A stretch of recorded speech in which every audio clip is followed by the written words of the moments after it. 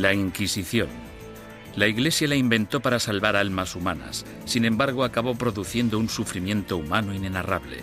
La palabra Inquisición conlleva imágenes de tortura y crueldad.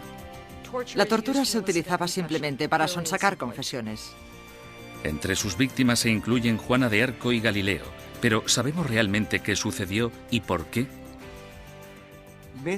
Básicamente, todo lo que se ha afirmado sobre la Inquisición es erróneo por defecto. Y es erróneo porque nunca hubo acceso a la realidad que se escondía detrás de la Inquisición. La Inquisición. Ciudad del Vaticano, octubre de 1998. En una petición de examen de conciencia sin precedentes y en honor al año jubileo 2000, el Papa Juan Pablo II convoca a un tribunal especial de historiadores y académicos para celebrar un simposio sobre lo que él mismo denominó una fase tormentosa en la historia de la Iglesia, que hoy en día se conoce como la Inquisición.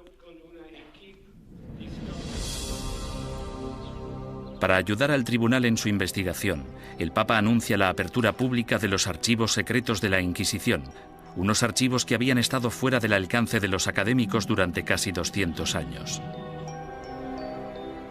El pontífice, de 79 años de edad, se enfrenta así a una de las cuestiones más cruciales en su trayectoria. ¿Debería la Iglesia Católica pedir disculpas por los pecados cometidos durante la Inquisición? El tema es un polvorín de controversia, incluso entre los historiadores. Yo creo firmemente que esta disculpa era innecesaria, porque la Iglesia no fue responsable de la mayoría de las persecuciones que hemos tenido en el pasado europeo. La Iglesia sí tiene alguna responsabilidad desde un punto de vista histórico. Fuera lo que fuere lo que la Inquisición hizo mal, no se puede decir que no fuera responsabilidad del papado. Todos los académicos deben afrontar una cuestión central y perturbadora. ¿Cómo pudo una institución como la Iglesia convertirse en el instrumento a través del cual se destruyeron miles de vidas humanas durante 6 siglos? La primera respuesta implica comprender que nunca hubo una única y todopoderosa Inquisición, sino más bien instituciones independientes en España, Portugal e Italia. Lo que compartían era un oscuro y perpetuo miedo, el miedo a la herejía religiosa.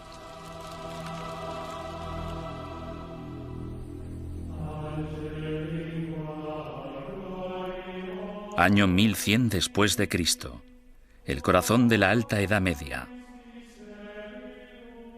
Una frágil alianza de reinos y provincias, conocida como el Sacro Imperio Romano, ocupa gran parte de lo que hoy conocemos como la Europa moderna.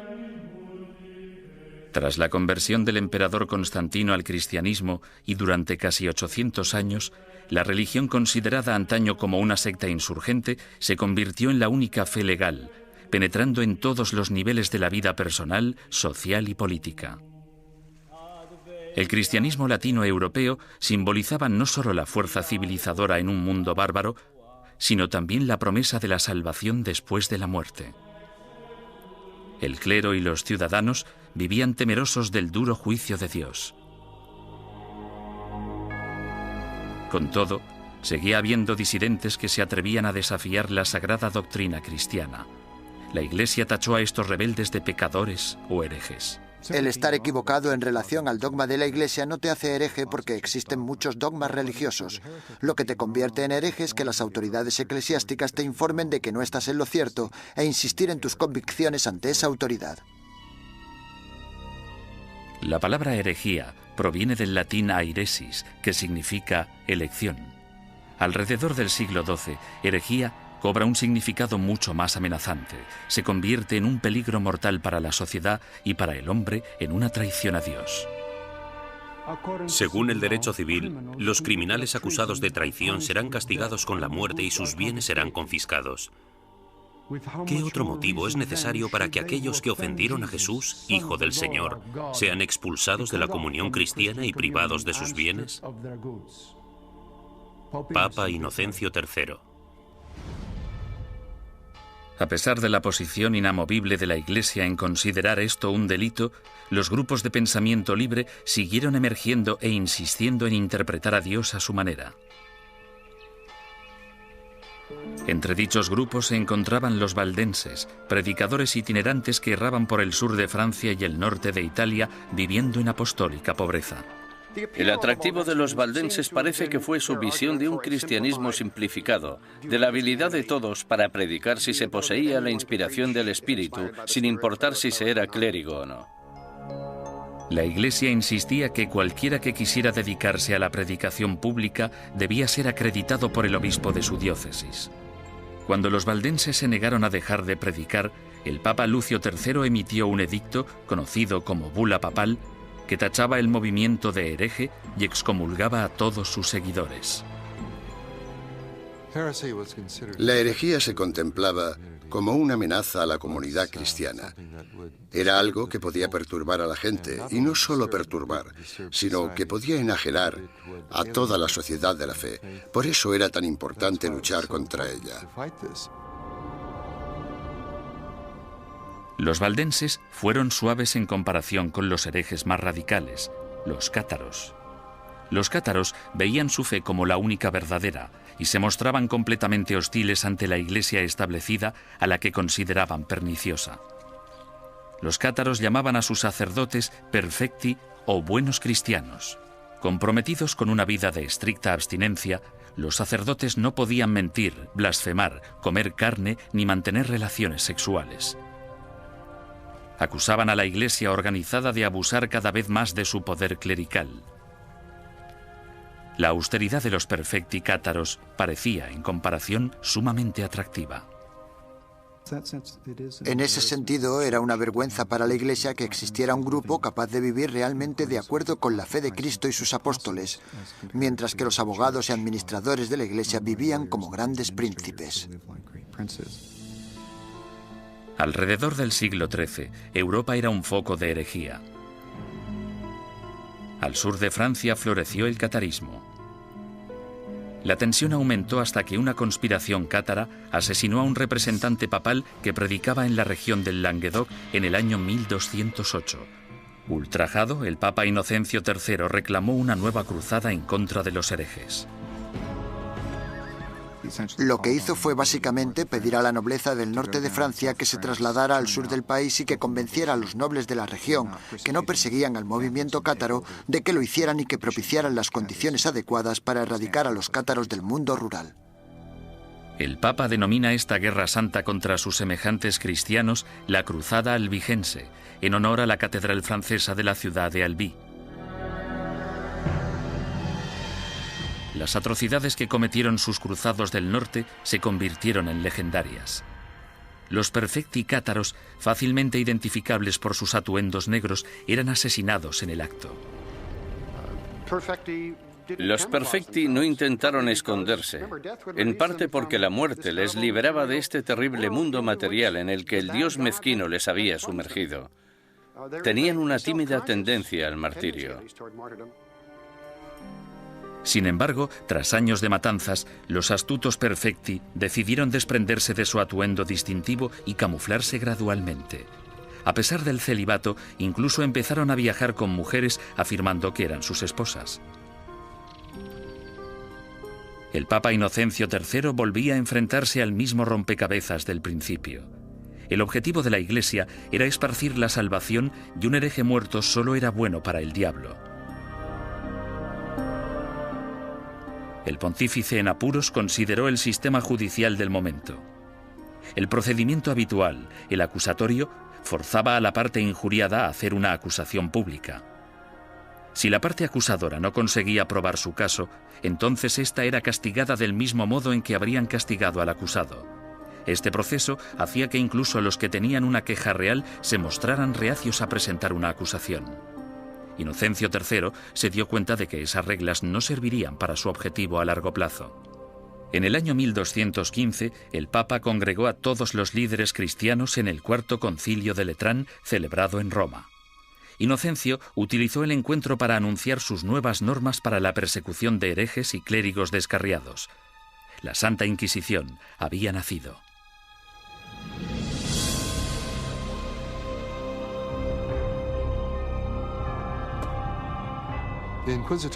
El sistema de la Inquisición suponía una innovación maravillosa y se asemejaba bastante al Tribunal Popular de nuestro sistema, que emite una causa probable y una acusación. No tenían que demostrar nada, solo necesitaban tener muy claro o tener suficientes indicios que sugirieran la culpabilidad del acusado. El proceso inquisitorial de Inocencio III daba la potestad al investigador de construir un caso completo, recogiendo a escondidas las opiniones de la gente de la comunidad. En 1231, el Papa Gregorio IX inicia un concurso público para el nombramiento de nuevos agentes especiales, llamados inquisidores de la depravación hereje. Es el amanecer de la Inquisición medieval, que empieza con una venganza. El objetivo de la Inquisición es acabar con la herejía, y acabar con la herejía significa acabar con los herejes. El Papa Inocencio III fracasó en su intento de eliminar a los cátaros, la secta más poderosa del sur de Francia. Sin embargo, en 1231, su sucesor, el Papa Gregorio IX, tramó un plan para volcar todo el poder del nuevo sistema legal de la Inquisición contra ellos.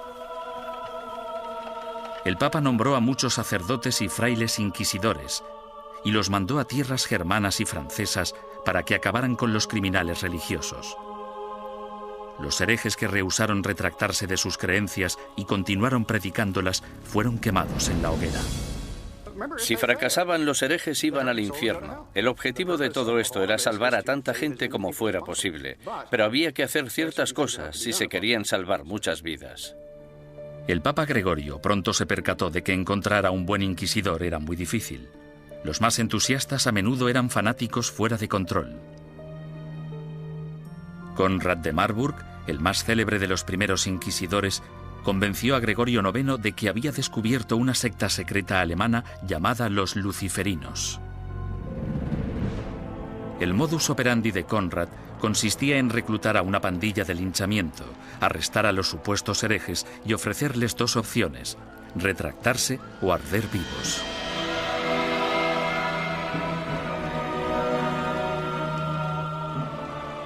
Los historiadores descubrirían más adelante que los luciferinos fueron pura ficción, una invención obsesiva que Conrad creó para impresionar al Papa. El inquisidor papal del norte de Francia no era mejor. Un cátaro convertido de nombre Robert Le Boucq acorralaba a grupos de supuestos herejes y celebraba estrepitosos juicios públicos. En un suceso devastador, 183 cátaros fueron interrogados, sentenciados y quemados vivos en un solo día. Tras años de protesta por parte de los obispos franceses, el Papa finalmente se dio cuenta de que Robert era un extremista peligroso, por lo que le retiró de su cargo y lo encarceló. Había que hacer algo, y tenía que haber alguien mejor para hacerlo que estos individuos, devotos, aunque extremadamente incompetentes y peligrosos. Este fue el momento en el que Gregorio IX se fijó en los dominicanos. Fundada por Santo Domingo en 1216, la orden dominicana estaba capacitada para realizar el trabajo de inquisidor. Educados como teólogos, los dominicanos estaban habituados a la vida en la calle y a predicar contra la herejía. A mediados del siglo XII, Gregorio IX ordenó a 4 docenas de inquisidores dominicanos que buscaran y procesaran a los cátaros, los valdenses y a los demás grupos herejes. El pontífice anunció de forma oficial a sus obispos la llegada de los inquisidores a los burgos y pueblos de Francia, Italia, Alemania y España. Ordenamos que se les reciba amablemente y que se les trate con honor, dándoles buenos consejos, ayuda y apoyo, de tal modo que puedan realizar la tarea que les ha sido encomendada. En esta carta, Gregorio IX pedía a sus obispos mucho más que simple hospitalidad. En su búsqueda de herejes, los inquisidores papales necesitaban confiar en información interna, rumores y otras habladurías recogidas gracias a una red informal de clérigos informadores que trabajaban como espías.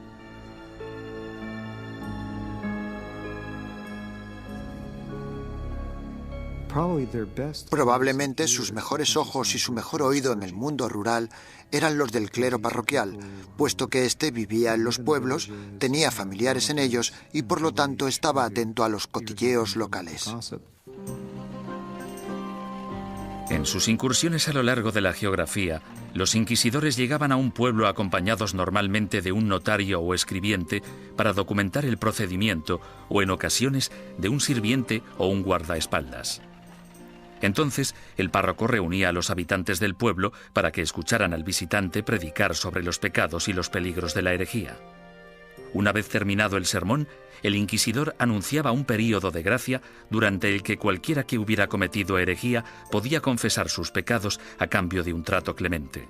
Los que temían ser acusados o habían cometido herejía y tenían remordimientos de conciencia debían actuar durante el período de gracia, porque si lo confesaban después de dicho período, es decir, después de que se iniciara una investigación sobre ellos, la confesión no se consideraba tan sincera como si la hubieran hecho durante el período de gracia. Unas semanas más tarde, el inquisidor anunciaba el fin del período de gracia, momento en el que se iniciaba la fase más nefasta del edicto de fe. Desde ese momento, cualquier acusado se convertía en víctima de interrogatorios o arrestos. Y dado que la información siempre se daba en secreto, el inquisidor animaba a todos los buenos ciudadanos a que denunciaran a cualquier vecino que creyeran que podía ser hereje. El objetivo de las inquisiciones generales, de los edictos de gracia y los edictos de fe, era conseguir que entrara y saliera tanta gente como fuera posible de la oficina del inquisidor. Y para ello utilizaban el miedo, el terror y el interés propio. El inquisidor debía tener al menos 2 testimonios incriminatorios antes de poder seguir adelante. En ocasiones, los sujetos víctimas de investigación no sabían que eran sospechosos hasta el día que les convocaban. Durante el procedimiento inquisitorial, la mayoría de las pruebas se recopilaban antes de que tuvieras conciencia de que había una investigación en marcha. Cuando te informaban del caso, la investigación ya había finalizado. Bastante diferente al sistema actual. Conscientes del peligro de las acusaciones falsas o maliciosas, los inquisidores intentaban diferenciar las mentiras de la verdad. Cuando hacían subir al estrado a un acusado por primera vez, le hacían nombrar a todos sus enemigos. Si alguno de esos nombres coincidía con cualquiera de los nombres de la lista de testigos, el inquisidor debía desestimar ese testimonio. Sin embargo, las protecciones legales se acababan aquí.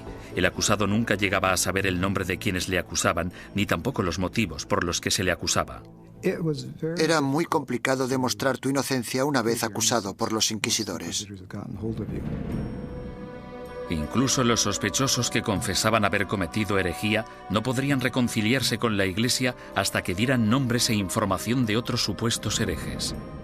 Si obstaculizaban la investigación, se arriesgaban a sentencias de cárcel y a perder todas sus propiedades. Si no cooperabas, los inquisidores podían reducir tu ración de comida y encadenarte a la pared. Por tanto, el principal método para conseguir que la gente confesara era simplemente encerrarlos durante largos periodos de tiempo y dejarles reflexionar. ¿Cómo llevaban los inquisidores su trabajo tan en secreto? Han sobrevivido algunos manuales prácticos dándonos una aproximación fascinante a ese período. Uno de ellos, llamado Conducta de interrogación relacionada con la depravación hereje, fue escrito por un inquisidor retirado, Bernard Guy, en el año 1324. Guy, cuyas hazañas inspiraron la novela histórica En el nombre de la rosa, ofrece docenas de investigaciones en las que recoge 17 años de experiencias de primera mano en lo que él denomina su cruzada personal contra la herejía. El objetivo de la Inquisición es acabar con la herejía. Y para acabar con la herejía, debemos acabar con los herejes. Bernard Guy, 1324. Los inquisidores se consideraban realmente una organización de combate. Eran bastante conscientes de que existían herejes y simpatizantes por todas partes y estaban muy motivados para deshacerse de ellos. En 1376, el inquisidor Nicolás Aymeric de Aragón escribió el libro Directorium Inquisitorium. En él Describía la tenacidad y el compromiso que debía tener un inquisidor de los siglos XIV y XV, e incluso incluyó una lista práctica de trucos inteligentes utilizados para engañar a los sospechosos para que confesaran. Uno de los trucos que me asombró fue el de sentarse con una vitela pequeña en las rodillas y mirarla y comprobarla mientras la persona da su testimonio. Luego, en algún punto dices, no, lo que estás diciendo no puede ser verdad. Está clarísimo que no me estás diciendo la verdad. Y entonces el sospechoso, sometido al interrogatorio, piensa que lo que tienes es la declaración de otra persona cuando en realidad solo tienes una vitela en blanco.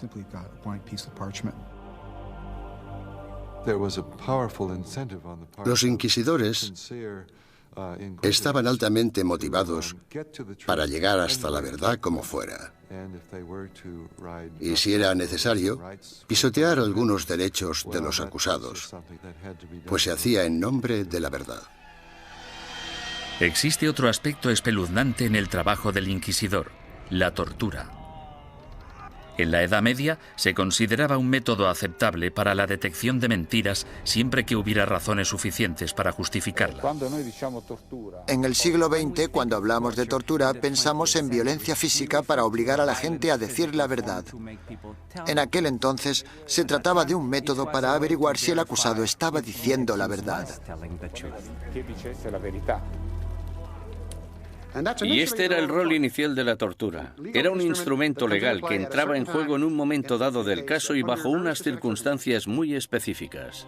Antes de 1252, la Iglesia prohibía a los inquisidores que utilizaran la tortura en sus investigaciones.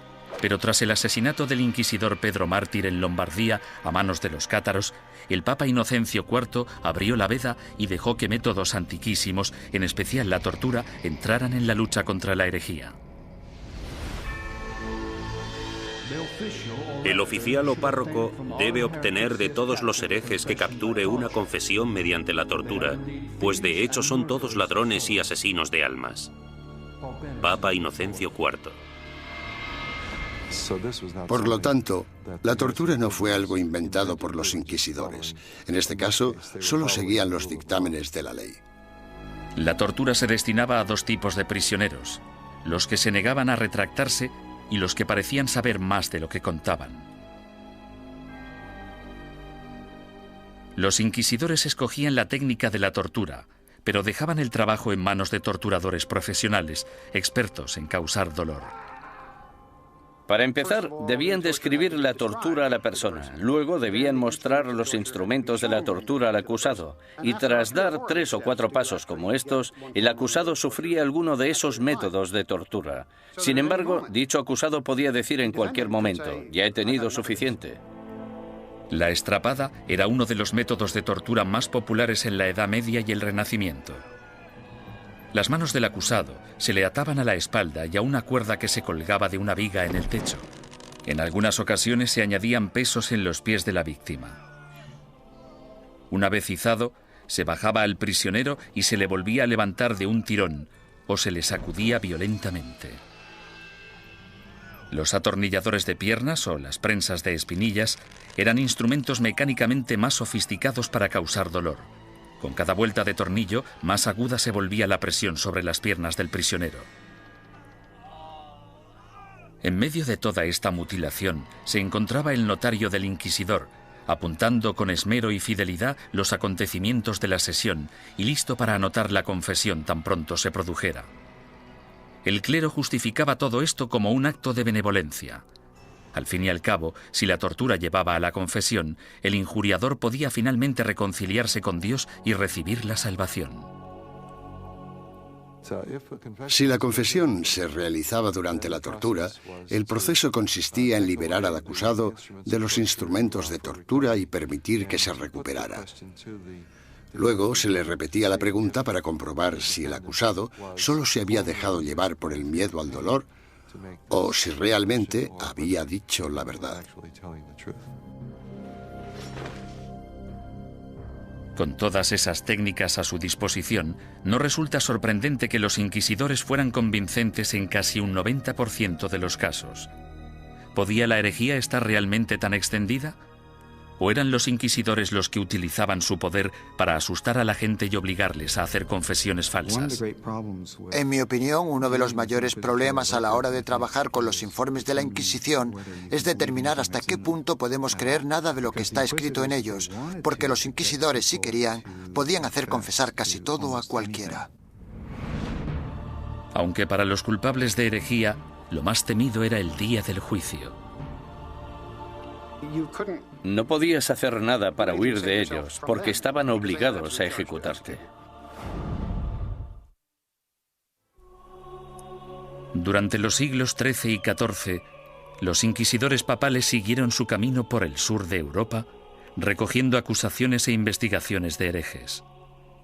Estos sacerdotes se veían como soldados de primera línea de Dios, en guerra por la salvación de las almas, pero dejaban atrás un campo de batalla repleto de bajas. La Inquisición asustaba a los ciudadanos y les obligaba a traicionar a sus amigos y vecinos, destruyendo familias y convirtiendo comunidades pacíficas en una fábrica de mentiras y sospechas. A lo largo y ancho del Sacro Imperio Romano y de los reinos y principados de Europa, los ciudadanos esperaban el Sermo Generalis o el juicio del proceso inquisitorio. Los castigos o penitencias iban desde el azotamiento público al encarcelamiento o a los trabajos forzados. A menudo se obligaba a los convictos a llevar ropa distintiva para hacer pública su vergüenza. Lo habitual es que llevaran una cruz amarilla en sus ropas, una en la parte delantera y otra en la espalda, y tenían que llevarlas siempre que salieran a la calle. No podían ocultarlas con nada, y si se caían se suponía que debían reponerlas. Los que iban marcados con la cruz amarilla se convertían en parias de la comunidad, pero su destino era clemente comparado con las penitencias que sufrían los herejes reincidentes, es decir, los que se retractaban y luego volvían a sus viejas costumbres.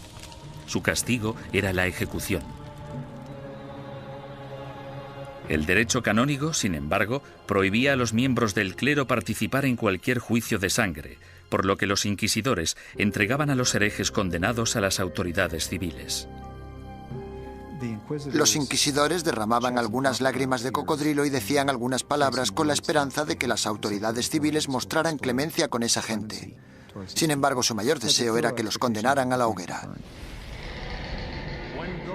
Cuando la Inquisición entregue a los culpables de herejía al poder civil, el magistrado de la ciudad deberá hacerse cargo de ellos en el acto y, en un periodo máximo de 5 días, deberá ejecutar las leyes hechas contra ellos. Papa Inocencio IV, 1252. Una vez completado el juicio Sermo Generalis, las autoridades laicas escoltaban a los condenados hasta un emplazamiento alejado de las calles de la ciudad. Allí los ataban a estacas de madera apuntaladas sobre toneladas de leña. Los inquisidores nunca acudían a estas ejecuciones. Se te permitía hacer la última confesión a un sacerdote si lo deseabas. Sin embargo, puesto que estabas bajo la custodia del poder laico, no podías hacer nada para escaparte de ellos porque estaban obligados a ejecutarte. Quemar en la hoguera es una de las sentencias de muerte más horribles que se puedan imaginar. Las llamas podían tardar horas en consumir por completo al condenado. Si la víctima estaba de suerte o sus familiares eran suficientemente influyentes, entre la leña se colocaba mucha madera húmeda para que generara mucho humo. La muerte por asfixia era preferible a la agonía de quemarse vivo.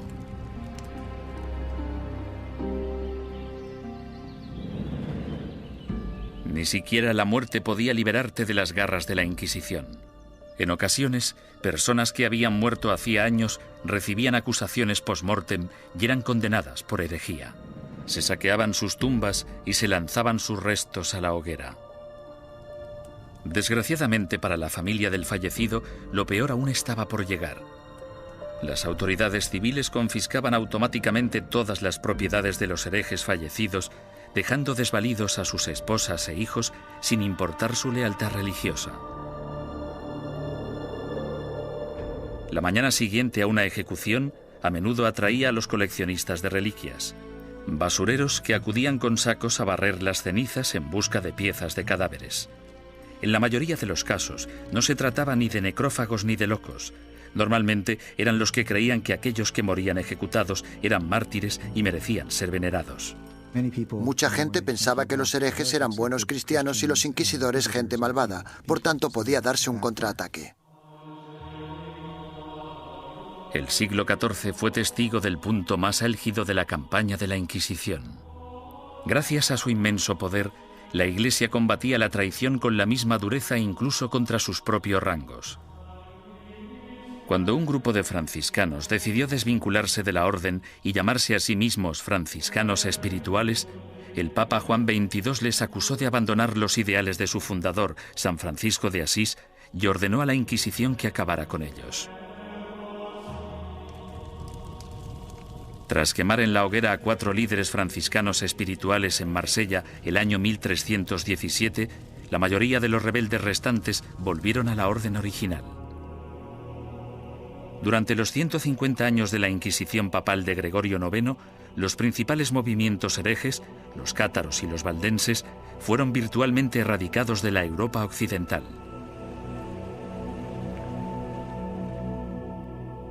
Al reducirse el número de herejes, parecía que la Inquisición acabaría desapareciendo por completo. Sin embargo, el negocio de la cacería y el castigo de brujas resucitó el proceso con una venganza durante el siglo XIV. Se consideraba herejía, puesto que se creía que para conseguir poderes el hechicero debía renunciar a Dios y a su bautismo. Es decir, que debía romper un contrato y rendir algún tipo de homenaje al diablo para poder conseguir esos poderes. El diablo nunca da nada a cambio de nada. La política corrompió los primeros casos de brujería. En 1307, Francia se encontraba casi en bancarrota tras una serie de fracasos bélicos. Su rey, Felipe el Hermoso, envidiaba las riquezas y las propiedades que poseían los caballeros templarios, una orden de poderosos monjes guerreros que se formó durante la primera cruzada a Tierra Santa. El rey Felipe los acusó falsamente de brujería, y durante los 7 años siguientes se torturaron y encarcelaron o quemaron en la hoguera a miles de templarios por toda Europa. Ningún historiador moderno cree que los templarios fueran objetivamente culpables de los cargos que se les imputaron: sodomía, adoración al diablo, herejía, etcétera, etcétera. En mi opinión, esto fue una verdadera manipulación cínica del proceso por parte de Felipe el Hermoso, y supone uno de los ejemplos más espeluznantes de hasta qué punto podían llegar a pervertirse los procedimientos inquisitoriales. Un siglo después, tras su triunfo sobre los ingleses en Orleans, Juana de Arco fue capturada y encarcelada por sus enemigos, que temían su creciente poder político. La entregaron al Tribunal Inquisitorial, organismo que utilizaron como instrumento en su contra. Los que acusaban a Juana defendían que las voces que ella consideraba su inspiración eran las voces del diablo y que sus premoniciones eran brujería. Juana fue condenada y murió en vehemente agonía. La nueva herejía de brujería diabólica parecía muy peligrosa tanto para la Inquisición como para las autoridades civiles, y engendró el manual práctico más relevante e influyente de todos. Publicado en 1486, Malleus Maleficarum, o El martillo de las brujas, proporcionaba apoyo teológico, consejos legales y varias técnicas para acusar, torturar y sentenciar a las brujas. Se trata de un documento infame, puesto que crea la imagen arquetípica de la mujer bruja, además de ser una de las obras de todo el mundo literario que muestra más abiertamente su misoginia. Cuando una mujer piensa por sí misma, solo piensa en cosas malas. Como son más débiles de cuerpo y alma, no resulta sorprendente que puedan sucumbir al hechizo de la brujería. Toda brujería procede de la lujuria carnal que en las mujeres es insaciable. Malleus Maleficarum. La historia ha demostrado que uno de los autores de Malleus Maleficarum, un inquisidor de nombre Heinrich Kramer, tenía ciertos problemas para controlar su propia insaciable lujuria carnal. En el año 1485, Kramer fue acusado de llevar a cabo una inquisición en la región de Innsbruck, lo que ahora es Austria.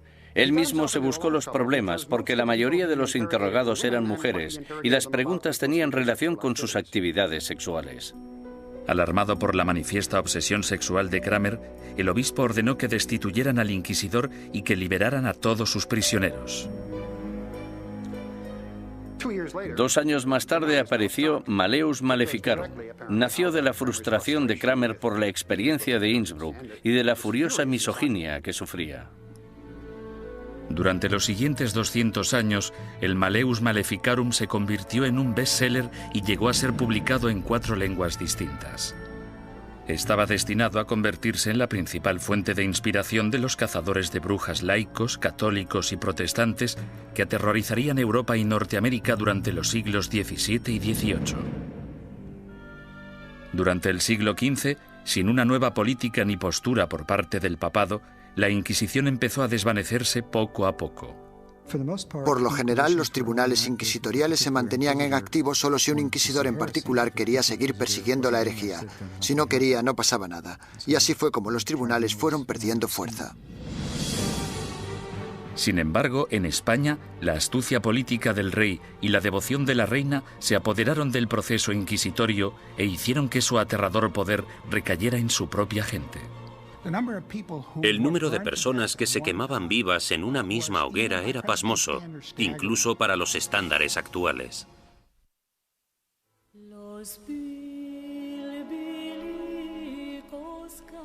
La situación de los judíos europeos durante el período medieval siempre fue desesperada.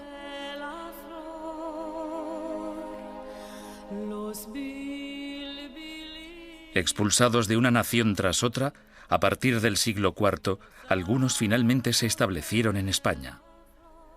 Prosperaron viviendo y trabajando en relativa armonía tanto con musulmanes como con cristianos. Pero a finales del siglo XIV, una serie de problemas económicos y levantamientos sociales despertaron antiguos prejuicios. En las décadas de 1380 y 1390, amotinamientos en contra de los judíos provocaron el incendio de sinagogas y el asesinato de miles de judíos. La solución de las autoridades españolas fue expulsar del país a todos los judíos que no se convirtieran al cristianismo. Muchos decidieron marcharse, otros, sin embargo, hartos de una persecución sin fin, optaron por abandonar la religión de sus antepasados para poder quedarse en España. La conversión en masa de los judíos el año 1391 en España es casi única en la historia judía. En muy pocas ocasiones se había conseguido que tantos judíos se convirtieran al mismo tiempo junto con sus rabinos y sus riquezas. Esto redujo en gran número la población de judíos en España. Debido, al menos en parte, a su antigua ética cultural de escolarización y esfuerzo continuo, estos nuevos cristianos, llamados conversos, prosperaron durante las décadas siguientes. Como judíos habría sido ilegal que realizaran ciertos trabajos o que ocuparan ciertas posiciones en el gobierno. Sin embargo, como cristianos las posibilidades abundaban. Desde los inicios de la historia de la conversión de los judíos, tenemos a conversos obispos, conversos ministros, conversos líderes financieros.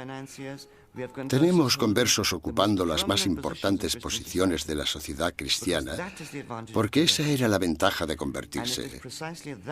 Y fue precisamente esto lo que pudo originar las objeciones de los otros cristianos, que recelaban de la creciente relevancia de esa gente que anteriormente había sido judía.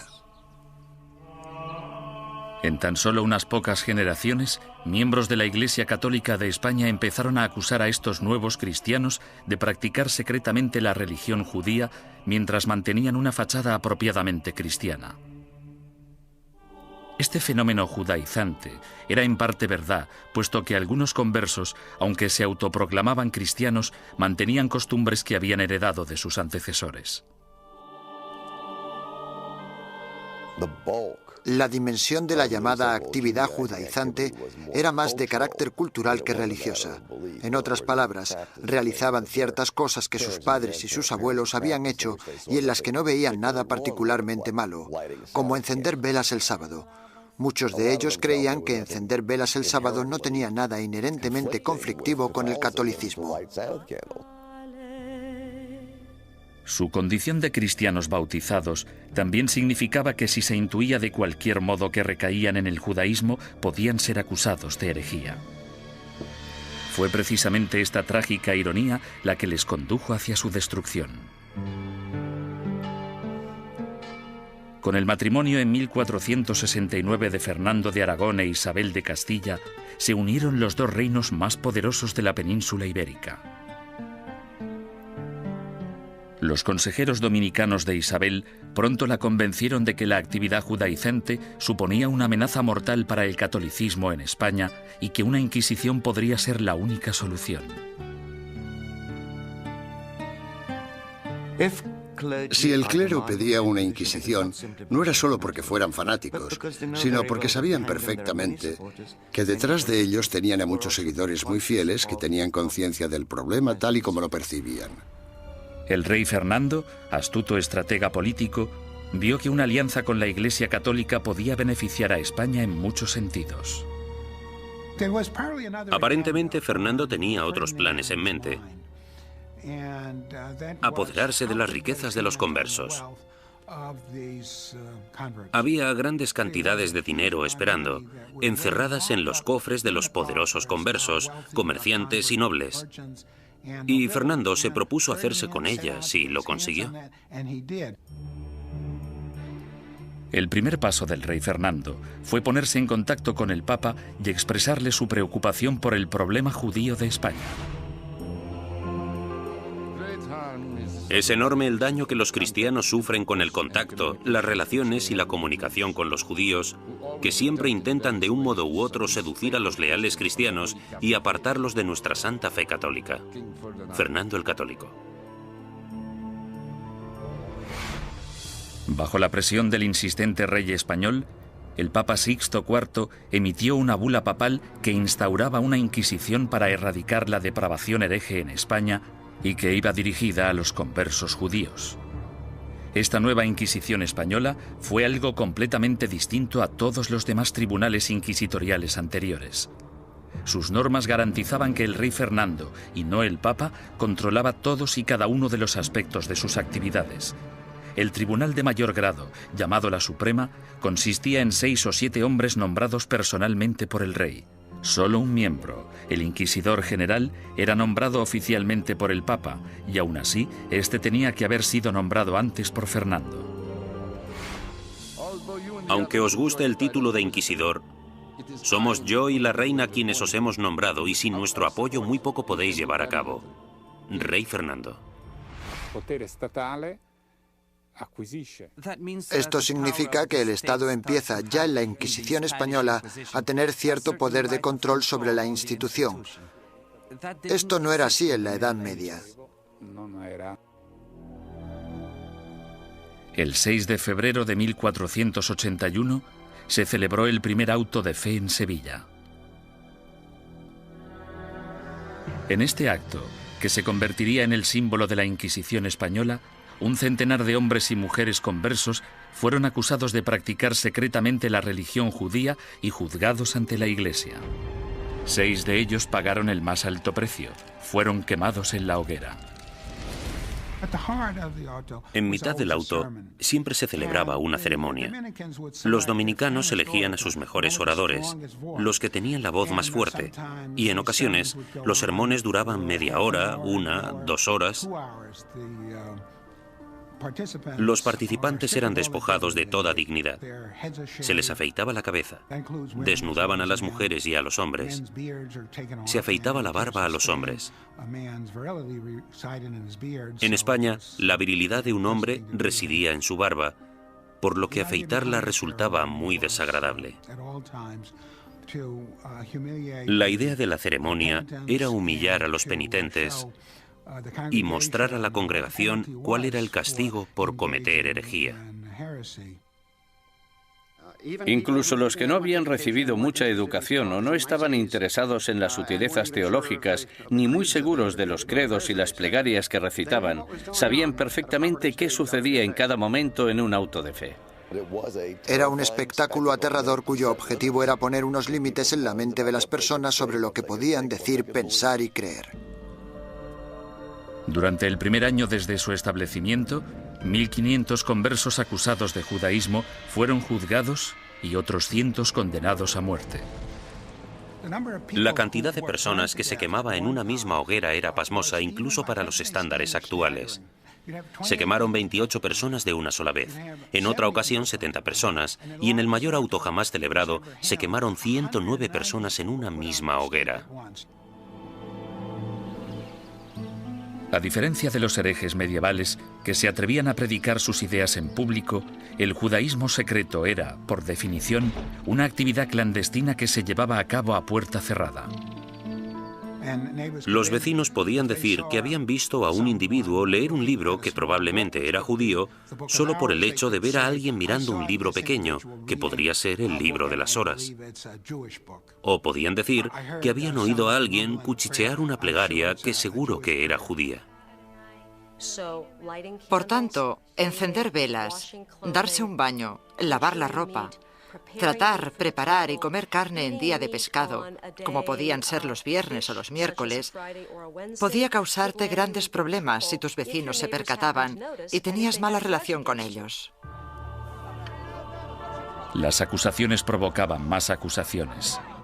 Algunos conversos se delataban a sí mismos con la esperanza de limpiar su historial y frustrar así el ataque de sus enemigos. Sin embargo, solo se podía conseguir una penitencia clemente si se hacía una confesión completa, y eso significaba dar los nombres de compañeros herejes. La única forma de escapar de todo eso era escoger nombres de otras personas de la comunidad. Esto recuerda mucho a los Estados Unidos de los años 50 y al pánico rojo que provocó la creación del Comité sobre Actividades Antiamericanas. Fue aquí donde se produjeron tantas tragedias. Gente inocente de todos los cargos podría, bajo tortura y pena de muerte, haber dado nombres sin pensar, solo para ser liberados. Si consideramos a Fernando e Isabel como los arquitectos de la Inquisición española, su contratista fue sin duda Tomás de Torquemada, el primer inquisidor general. A partir de 1490, Torquemada redactó minuciosa y sistemáticamente reglas que todavía conservamos en papel para guiar a los inquisidores, incluyendo el más mínimo detalle sobre lo que debían o no debían hacer. Y como consecuencia, podemos considerarle el fundador de la Inquisición.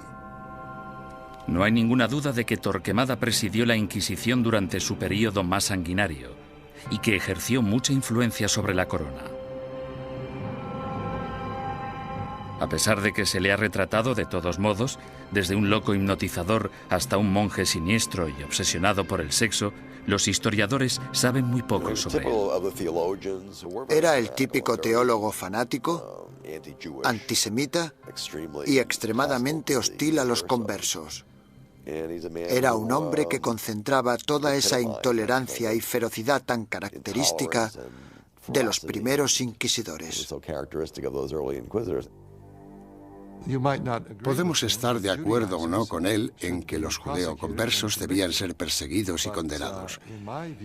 Pero en mi opinión, Torquemada insistió mucho en las normas de procedimiento correcto para el sistema inquisitorial. Sin embargo, se calcula que durante los 20 años de mandato de Torquemada como inquisidor general, 2.000 personas perdieron la vida y otros miles fueron castigados.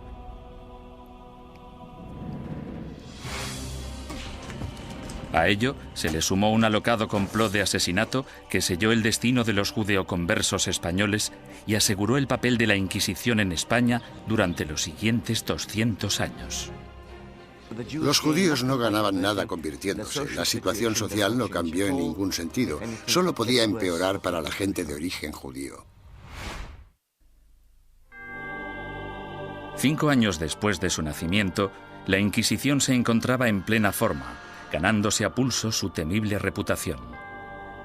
Los conversos españoles, los judíos convertidos al catolicismo, no podían acudir a ningún lado en busca de justicia. Tanto la Iglesia como las autoridades civiles seguían la misma lógica aplastante.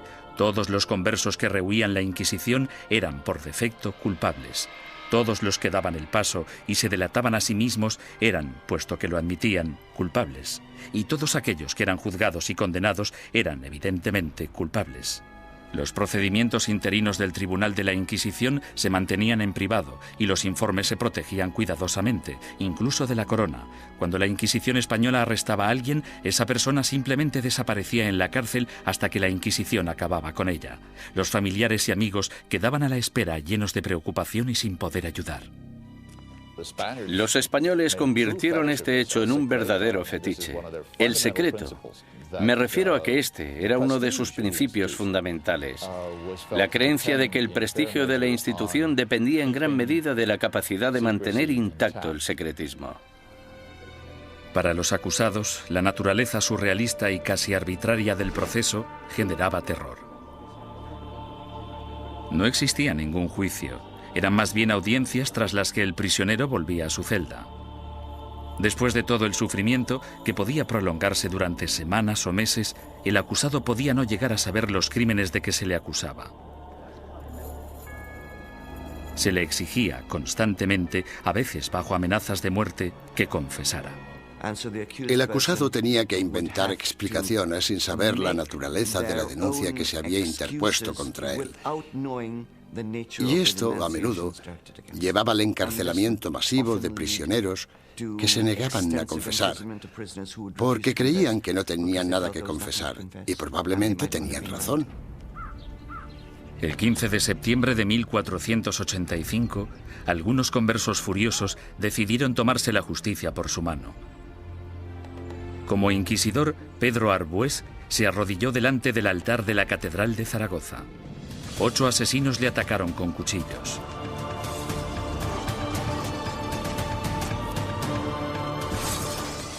Arbués murió al día siguiente, y con él la esperanza de todos los conversos españoles, pues el desdichado complot hizo que los judíos perdieran la simpatía pública para siempre y garantizó a la Inquisición un lugar en la sociedad española durante las generaciones venideras. Entre los académicos hay una pregunta obvia que ha generado más debate que cualquier otra. ¿Practicaban realmente los conversos el judaísmo en secreto o fueron simplemente cabezas de turco de la intolerancia? El problema desde un punto de vista técnico es que la única fuente de información que tenemos para responder a esta pregunta proviene del Santo Oficio. En consecuencia, el tema a tratar es, ¿debemos creer totalmente en los hermanos del Santo Oficio que investigaron a los conversos? ¿O debemos pensar que fue básicamente un fraude, una gran exageración basada en falsos testimonios? A petición del inquisidor general Torquemada, en marzo de 1492, el rey Fernando emitió otro edicto de expulsión. Se daba a los judíos 4 meses para aceptar el bautismo o abandonar España. Durante los meses siguientes, casi la mitad de la población judía de España, unas 40.000 personas, abandonó el país. Los demás se quedaron y se convirtieron al cristianismo. Simplemente cayeron en la misma trampa que habían tendido a sus antepasados judíos hacía 100 años. Por tanto, los judíos no ganaban nada convirtiéndose. La situación social no cambió en ningún sentido. Solo podía ir a peor para la gente de origen judío. No lloréis a vuestra partida, pues vosotros tenéis que beber vuestra propia muerte de un sorbo, mientras que nosotros tenemos que quedar atrás, entre esta gente malvada, recibiendo la muerte de ellos cada día. Juan de León, judío español converso. En 1499, la orden de expulsión se amplía para incluir a todos los musulmanes no convertidos de España. Durante los casi 25 años siguientes, una serie de rebeliones, expulsiones y bautismos forzados generan otra clase social de nuevos conversos al cristianismo, los moriscos. Lo que tenemos aquí es el mismo escenario que el de los conversos. Un grupo de gente que pertenecía a otra cultura y a otra religión y que ahora eran teóricamente cristianos. Esta era una situación hecha a medida que la Inquisición utilizó para apartar a los musulmanes y hacerles practicar el cristianismo. Las persecuciones de moriscos se triplicaron durante los siguientes 100 años. Sin embargo, estos no pudieron o no quisieron adaptarse. Finalmente, en 1609, las autoridades españolas decidieron que los moriscos eran imposibles de convertir y los expulsó a todos. El odio por la Inquisición española era tan intenso entre los musulmanes como entre los judíos. En su intento de conservar el catolicismo como la única religión de España, la Inquisición española encarceló a ciudadanos inocentes, confiscó propiedades, destruyó familias y mandó a miles de personas a la muerte. Lo que no utilizó muy a menudo, según los historiadores, es lo que la ha hecho tan famosa: la tortura. Una de las cosas que se han podido afirmar con seguridad gracias al reciente estudio de la Inquisición es que la tortura se utilizó en muy pocas ocasiones en dicha institución. La tortura se utilizaba única y exclusivamente para sonsacar la confesión, y una vez se había conseguido, la tortura cesaba. Los inquisidores se enfurecían si sus subordinados torturaban a individuos demasiado viejos, demasiado enfermos, leprosos o supuestos enfermos mentales. Tampoco querían que se torturara a niños. Pero no importa la poca frecuencia de uso, la Inquisición tenía reglas concisas sobre cómo ejercer la tortura. A los prisioneros, ya fueran mujeres u hombres, se les desnudaba. Solo se les cubría sus partes íntimas. No todo el clero de entonces practicaba el celibato, y todos los que lo practicaban no eran capaces de contemplar una escena de estas características una y otra vez sin sentir el más mínimo arrebato de sadismo o satisfacción sexual. Decir que esto podía prolongarse durante siglos es no comprender en absoluto la naturaleza de la sexualidad humana.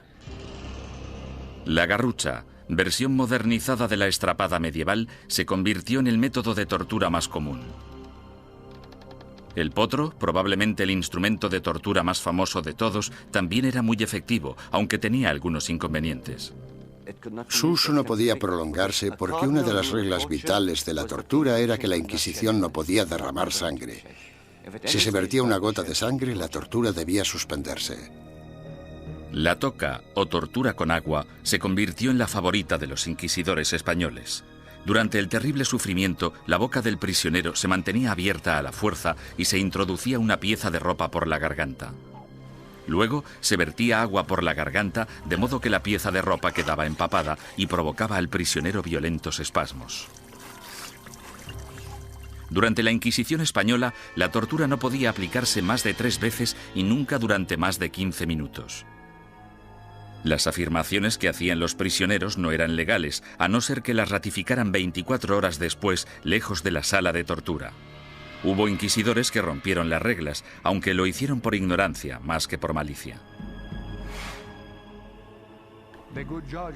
El buen juez debe hacer caso omiso de los gritos, lloros, suspiros, temblores o del dolor del acusado. Y toda tortura debe realizarse con tal cuidado que el acusado no se vuelva loco, ni quede herido, lesionado ni indebidamente angustiado. J. Damunder, testigo ocular de las torturas. Se les pedía que siguieran las normas del libro, eso era todo. Yo no he encontrado, sinceramente, demasiados indicios de que se rompieran dichas normas. Me refiero a que tal vez estaban más dispuestos a seguir los procedimientos que los policías de hoy en día. La Inquisición española realizó algunas innovaciones en el área del castigo. La cruz amarilla que llevaban los herejes medievales en sus vestimentas evolucionó hasta un atuendo llamado San Benito. Estas ropas debían vestirse en el juicio conocido como el auto de fe o acto de fe, y luego por encima de la ropa de calle mientras durara la penitencia. La gente que iba por la calle era objetivo de todo tipo de comentarios sarcásticos. Los niños les tiraban piedras, todo esto hacía muy difícil poder ganarse la vida. Ni tan siquiera la muerte liberaba al hereje de la vergüenza. El hábito con el que se enterraba al difunto se colgaba en la parroquia del lugar para recordar a todo el mundo en la ciudad que esa persona y su familia estaban relacionados con la herejía. Muerte y humillación no eran los únicos escollos de la Inquisición. Uno de sus castigos más temidos era convertirse en esclavo en las galeras españolas. Se cree que este castigo fue invención del mismísimo rey Fernando. No tenía nada que ver con la religión, la herejía ni cualquier otra cosa. Pero el rey Fernando se percató de que mucha de esta gente estaba siendo castigada con penas del todo inútiles y pensó, buena idea, ¿por qué no utilizamos a esta gente? Porque yo necesito remeros en mis barcos. Después de la muerte, ser enviado a las galeras era el castigo de la Inquisición española más temido. No puedo imaginarme nada peor que ser esclavo en las galeras. Yo casi preferiría que me quemaran. Al menos acabaría rápido. Durante la expulsión del año 1492, miles de judíos cruzaron la frontera con Portugal, engrosando allí la población judía y reanimando viejas tensiones raciales. A causa de los alborotos resultantes, los judíos portugueses fueron obligados a convertirse al cristianismo, y en 1532 el rey Juan III insistió en que Portugal tuviera su propia Inquisición.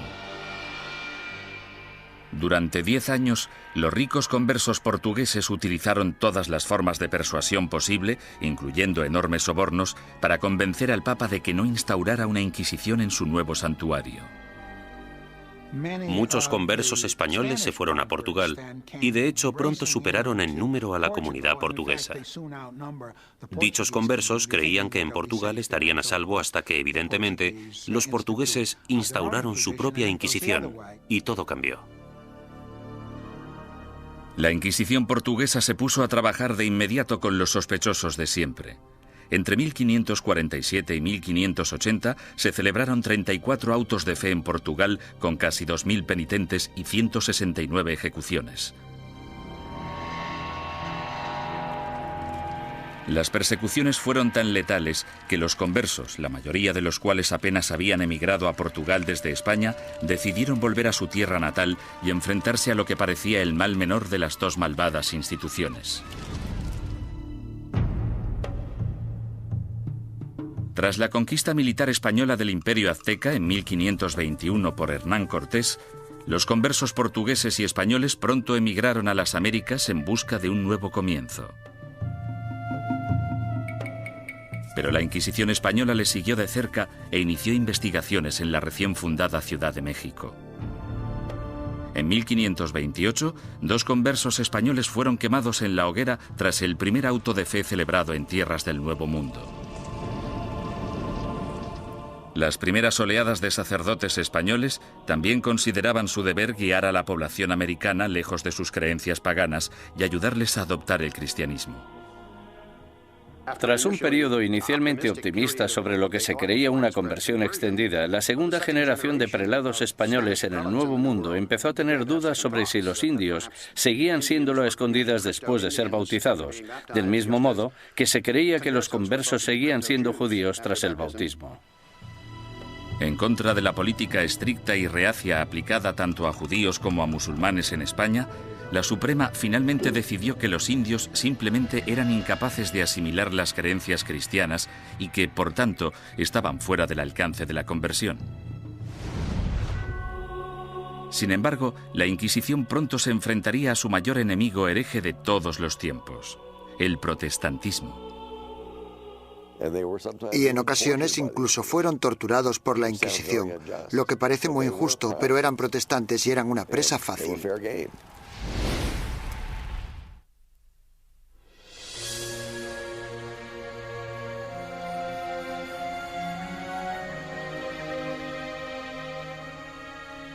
Al mismo tiempo que las inquisiciones española y portuguesa remataban su azote contra los musulmanes y los judíos herejes, otra amenaza apareció en escena. En 1517, un sacerdote alemán llamado Martín Lutero dejó su famoso tratado, las 95 tesis, a las puertas de la iglesia de Wittenberg. Se trataba de un ataque acerbo a la Iglesia católica. ¿No es cierto que bajo el vasto cielo no existe nada más corrupto, más pestilente y más odioso que la corte de Roma? La que una vez tuvo las llaves del cielo, ahora es una especie de boca abierta hacia el infierno. Martín Lutero. La carismática protesta de Lutero evolucionó hasta convertirse en una auténtica revolución religiosa. El movimiento de la Reforma sacudió a toda Europa. Alrededor del año 1550, las coronas de Dinamarca, Noruega, Suecia y Finlandia ya se habían acogido a la nueva religión llamada protestantismo. El Papa estaba furioso. La forma en la que se contemplaba desde Estados Unidos la amenaza soviética de los años 50 y 60 sería muy parecida a la forma en la que Roma en aquel entonces contemplaba la amenaza protestante. Con sus ajetreados puertos y su extensa red europea de comercio, era solo cuestión de tiempo que las ideas protestantes empezaran a viajar hacia la España católica. En 1577, dos grupos independientes de adinerados protestantes convertidos fueron descubiertos y arrestados en Sevilla y en Valladolid. Estos arrestos de finales de 1550 fueron terribles para la administración inquisitorial y para el gobierno real, puesto que muchos de los sospechosos ocupaban altos cargos en la burocracia gubernamental. El descubrimiento de dos organizaciones protestantes en dos de las mayores ciudades de España causó oleadas de pánico por todo el país católico. El rey español Carlos V, que había dedicado los últimos 30 años a la lucha contra el protestantismo en Alemania, exigió una purga rápida y despiadada. Su aliado en Roma, el Papa Pablo IV, volcó todo el poder de la Iglesia en el ataque contra el protestantismo y emitió una bula papal sin precedentes en la que permitía a la Santa Oficina Española ejecutar a los ofensores que cometían un crimen por primera vez e incluso a los que se arrepentían.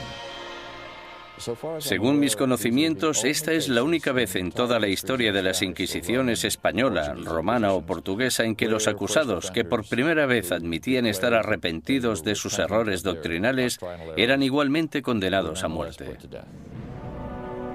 La fiebre del antiprotestantismo llegó a todas las grandes ciudades de España.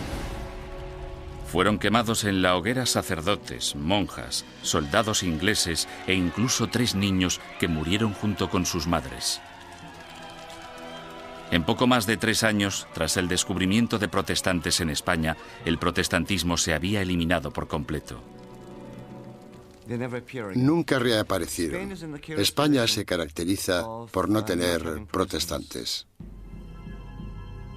El sangriento ataque a los protestantes entre los años 1559 y 1562 también marcó el punto más álgido de la ceremonia del auto de fe en términos de asistencia, pomposidad y pura teatralidad.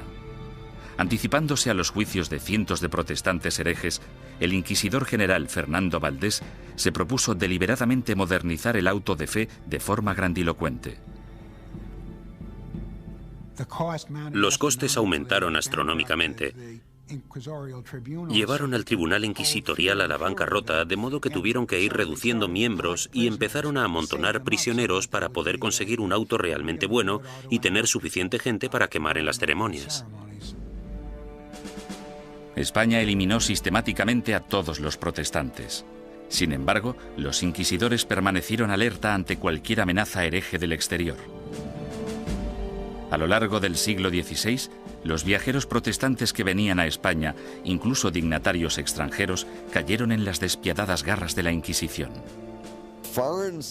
La Inquisición arrestó a marineros y comerciantes extranjeros. En ocasiones incluso llegó a torturarlos, lo que es muy injusto, pero eran protestantes y eran una presa fácil. Mientras que España parecía haber triunfado ante el protestantismo, no pudo hacer nada ante los efectos de otra de las invenciones alemanas, la imprenta. Hacia finales del siglo XVI, libros y panfletos escritos por víctimas de la Inquisición española avivaron el negocio de forma importante. Los líderes protestantes, que aspiraban a poner el mundo en contra de la España católica, explotaron estos horribles relatos de tortura, encarcelamientos y muerte. Las cuerdas, que eran de tamaño pequeño, se ataban a los huesos del prisionero atravesándole la carne y haciendo que la sangre borboteara por 8 puntos diferentes al mismo tiempo. Mientras el prisionero se resistía a hacer cualquier confesión respecto a lo que los inquisidores le preguntaban, tiraban de las cuerdas de esta manera 4 veces sucesivas. John Foxe, El libro de los mártires. La mala publicidad de la Inquisición no era el único escándalo al que se enfrentaba la Iglesia católica. En 1542, Roma fue sacudida por la noticia de que Bernardino de Ochino, el líder de la admirablemente austera y piadosa orden católica de los capuchinos, había abandonado Italia para unirse al protestantismo. La deserción de Ochino, una de las figuras relevantes más admiradas en la Iglesia, finalmente incitó al Papa a tomar una decisión. La respuesta del papado a este tipo de escándalos fue la creación de lo que se esperaba que fuera un método más eficaz de rastreo de herejes para detenerlos antes de que se convirtieran en una amenaza o en causa de bochorno. El 4 de julio, el Papa Pablo III ordenó el establecimiento de una Inquisición romana, la primera Inquisición en suelo italiano en más de 200 años. Una comisión de 6 cardenales dirigiría el Santo Oficio, aunque a diferencia de la versión española, dirigida por la corona, el poder de la Inquisición romana estaba única y exclusivamente en manos del Papa. Independientemente de lo que hiciera mal la Inquisición, no se puede decir que no fuera un error del papado. Durante el siglo XVI, la Inquisición romana gozó de gran prestigio y poder político. Los papas Pablo IV y Pío V subieron al poder tras servir a la Iglesia como inquisidores. A pesar de sus sangrientos mandatos, en términos de número de protestantes ejecutados, estudios recientes muestran que la Inquisición romana fue pionera en reformas judiciales que serían las predecesoras del sistema legal actual. Los prisioneros de la Inquisición romana podían disponer de un abogado e incluso reunir testigos que testificaran a su favor. 300 años antes de que se inventara la figura del abogado de oficio, la Inquisición romana ya proporcionaba abogados gratuitos a los indigentes acusados. Como mínimo, la Inquisición escuchaba o pretendía escuchar las explicaciones del acusado de un modo que los demás sistemas judiciales no contemplaban. La justicia civil era en muchos sentidos peor que la del Santo Oficio. Torturaban a los acusados más despiadadamente, los condenaban con más rapidez. Los acusados no morían a causa de la tortura en el sistema inquisitorial, sí en cambio en los tribunales civiles. Sin embargo, la Inquisición romana se volvió en contra de algunos de los mayores pensadores del Renacimiento. Estaban muy preocupados por el tema de las escrituras y parecía que Galileo las cuestionaba basándose en cuestiones muy controvertidas en aquel entonces. El ataque de la Inquisición romana contra el protestantismo supuso mucho más que arrestos, castigos y ejecuciones.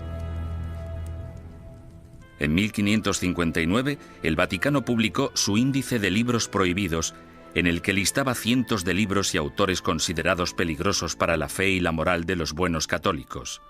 Cualquier ciudadano que poseyera uno de estos libros prohibidos podía ser arrestado. Algunos autores encontraron sus libros listados en este índice simplemente porque una o dos frases sueltas se habían considerado erróneas. Sir Thomas More, político inglés que irónicamente fue decapitado por su lealtad a la religión católica, también fue considerado un autor prohibido. En relación a ciertos pasajes de sus libros, el índice decía: podéis leer este libro, pero debéis saltaros este pasaje. Es cierto que mucha gente famosa aparecía en este índice y, por tanto, estaban prohibidos. Los historiadores cuestionan si dichos índices tuvieron algún impacto real. Hay literalmente miles de títulos en cada índice, y aparte de un grupo de inquisidores y de obispos, pocos sabían exactamente qué estaba prohibido. Con mis investigaciones he podido demostrar que en Cataluña, por ejemplo, nadie hacía caso al índice. A lo largo de todo el siglo XVI, las librerías de Barcelona vendieron públicamente libros que aparecían en el índice de libros prohibidos. Simplemente fingían no conocerlo. Como instrumento de censura, el índice de libros prohibidos resultó ser algo de mucho ruido y pocas nueces. Sin embargo, no hay ninguna duda de que la Inquisición romana tuvo un efecto represivo sobre las ideas intelectuales y científicas y que destruyó las vidas y los legados de algunos de los mayores pensadores del Renacimiento. Giordano Bruno fue uno de los genios más excéntricos del siglo XVI. Medio filósofo, medio loco, su visión del cosmos, considerada inverosímil en su época, de hecho se anticipó a la concepción actual del sistema solar. Bruno era un visionario.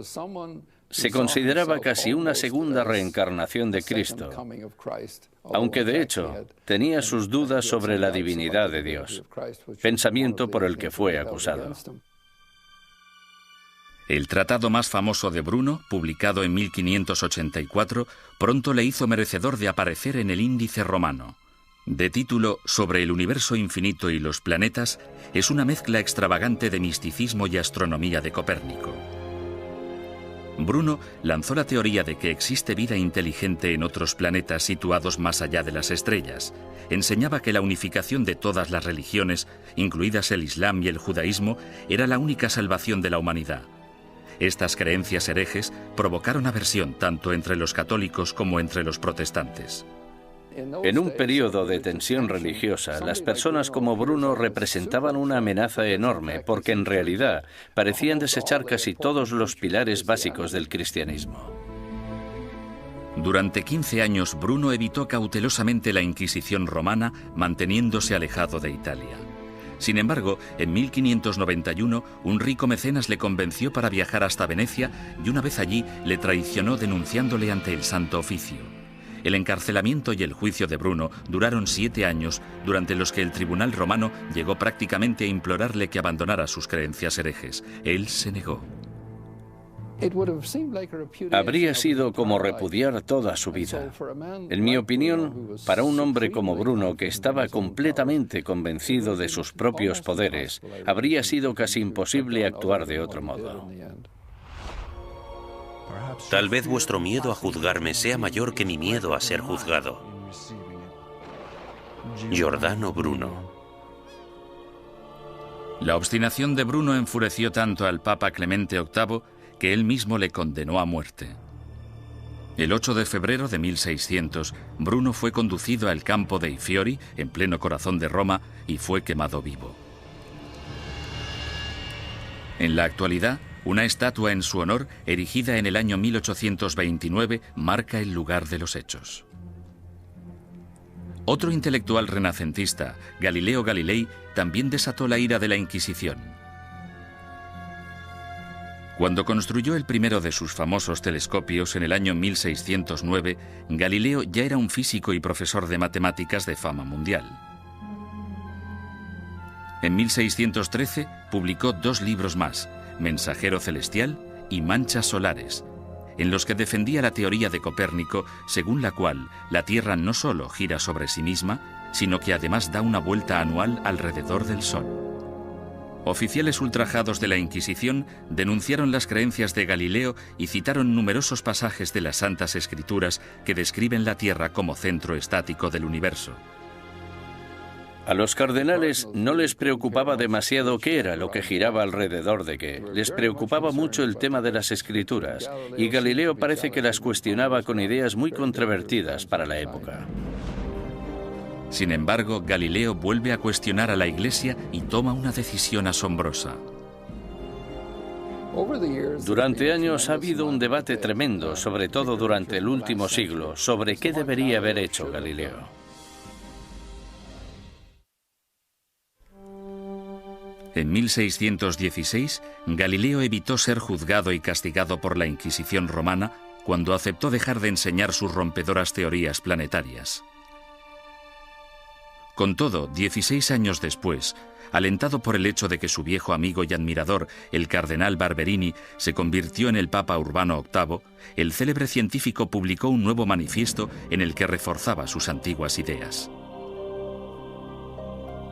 En esta ocasión, Galileo no calculó bien sus pasos, pues no solo produjo pánico en la Inquisición, sino que también provocó la ira de su antiguo aliado, el Papa. En mi opinión fue ese factor, la aversión personal, la oposición personal del Papa, lo que en gran parte hizo que el Santo Oficio procediera como lo hizo. Tenía una gran influencia. Galileo fue acusado de herejía. En enero de 1633, tras redactar sus últimas voluntades y su testamento, el astrónomo de 68 años viajó a Roma para enfrentarse a la Inquisición. Le hicieron todo tipo de preguntas. ¿Cómo escribiste un libro como este? ¿Por qué? ¿No defiendes en él una visión que ha sido tachada de contraria a las Escrituras?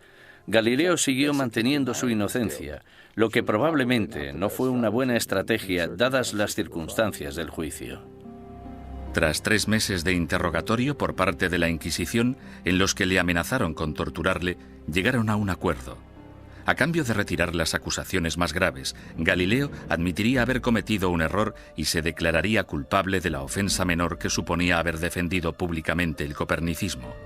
El 21 de junio de 1632, en una ceremonia pública celebrada en Roma, pronunciaron la sentencia de Galileo y éste se retractó de sus creencias científicas. Con un corazón honesto y una fe sincera, yo renuncio, maldigo y repudio los errores y las herejías mencionadas. Galileo Galilei. Durante años ha habido un debate tremendo, sobre todo durante el último siglo, sobre qué debería haber hecho Galileo. Es importante recordar que si se hubiera negado a renunciar, si no hubiera aceptado la oferta, si hubiera dicho no, sigo creyendo en el sistema de Copérnico, podrían haberle ejecutado. Es bastante sencillo decir 200 años después no. Tendría que haber tenido coraje y haberlos desafiado y haberse dejado quemar en la hoguera. Después de haberse retractado, el Papa sentenció a Galileo a un castigo sin precedentes, volver a Venecia y permanecer bajo arresto domiciliario por el resto de su vida. El viejo científico murió silenciosamente 9 años después, a los 77 años. La leyenda afirma, sin embargo, que justo después de pronunciar su promesa forzada, Galileo susurró a un amigo: La Tierra se mueve a pesar de todo. En 1992, el Papa Juan Pablo II anunció oficialmente que la Iglesia se equivocó en 1633 al acusar al padre de la ciencia moderna de hereje. Es una lástima que no le escucharan, que no hubiera ningún teólogo en aquel momento capaz de entenderle. El error fue de los que juzgaron a Galileo.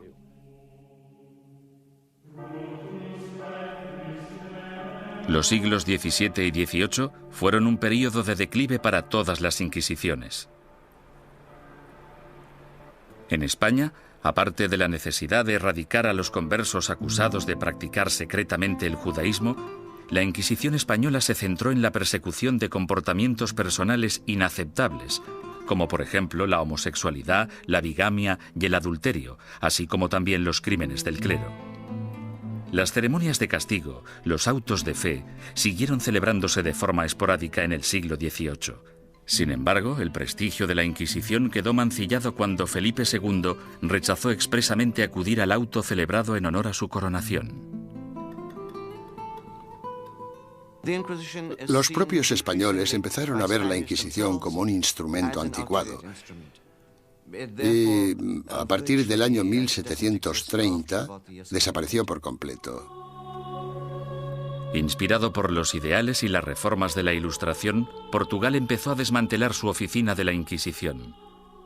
Alrededor de 1773, los autos de fe se ilegalizaron y las distinciones entre cristianos viejos y cristianos nuevos se eliminaron de las leyes portuguesas. Fue necesario que el ejército de Napoleón invadiera Italia y España para acabar definitivamente con la Inquisición. Algunas de las primeras acciones del régimen francés al entrar en Madrid en 1808 fueron abolir la Inquisición, confiscar todas sus propiedades y llevarse todos los archivos que encontraron. Napoleón fue incluso más lejos en Roma, donde no solo confiscó los archivos, sino que también se llevó como prisionero al Papa.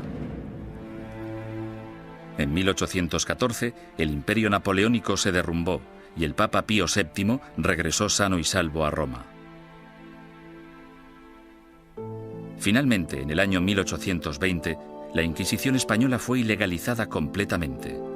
Al oír la noticia, grupos de ciudadanos asaltaron el palacio, quemando y destruyendo todos los informes inquisitoriales.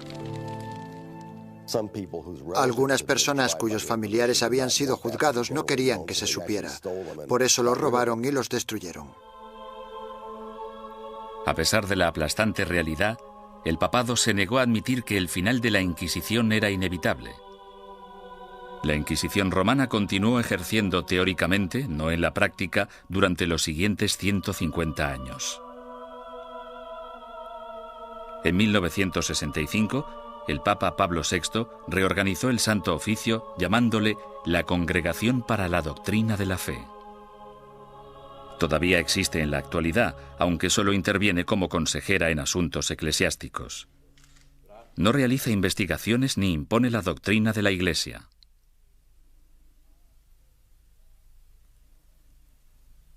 Desde la caída definitiva de la Inquisición, son incontables los mitos y testimonios inexactos que han surgido sobre su objetivo y sus prácticas. Los descubrimientos realizados en documentos nunca vistos, así como en los archivos de la Inquisición abiertos por el Vaticano recientemente, han ayudado a desbancar algunos de ellos. Por ejemplo, se ha podido demostrar que algunos recuentos de personas quemadas en la hoguera eran enormemente exagerados. La gente decía que se habían quemado 200 personas. De esas 200, quizá 3 fueran reales y 197 imaginarias. Poco a poco hemos podido fijar los números reales de las personas que fueron ejecutadas. Han sido necesarios muchos siglos para comprender que algo estaba mal. Debemos tener en cuenta el contexto y la mentalidad. Mucha gente creía que la Inquisición era un instrumento necesario y, aunque no gustaba demasiado, se aceptaba. Sin embargo, otros eruditos advierten que una visión revisionista de la Inquisición nos podría estar llevando demasiado lejos en la dirección errónea. Era una institución malvada. Si se mira todo en conjunto, yo diría que la Inquisición fue exactamente como la han descrito y que no necesitamos un lavado de cara de la Inquisición más de lo que necesitamos una revisión del Holocausto.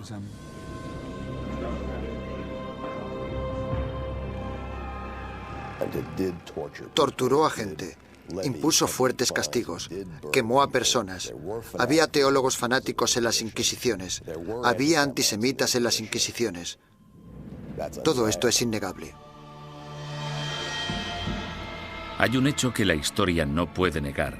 A pesar de que la Inquisición se concibió para el bien de la humanidad, acabó causando un dolor y un sufrimiento humano inenarrables.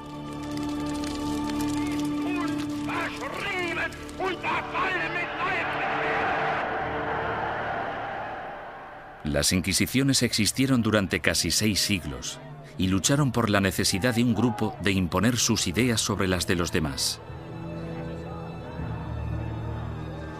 Esa necesidad sigue existiendo en la actualidad.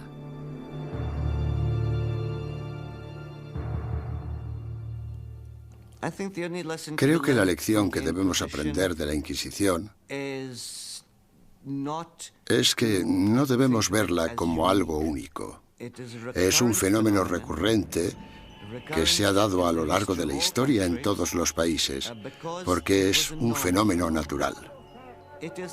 Es un fenómeno internacional. Es más, es innato en la condición humana utilizar las inquisiciones como método de imposición de nuestras preferencias culturales. El peligro siempre está al acecho. Cuando una sociedad se ve amenazada, sin importar si esa sociedad es una sociedad religiosa como la Iglesia Católica del siglo XVI o una nación-estado del siglo XX, cuando se desafía a una sociedad, el resultado más común es una respuesta violenta que a menudo no está reglada por la ley.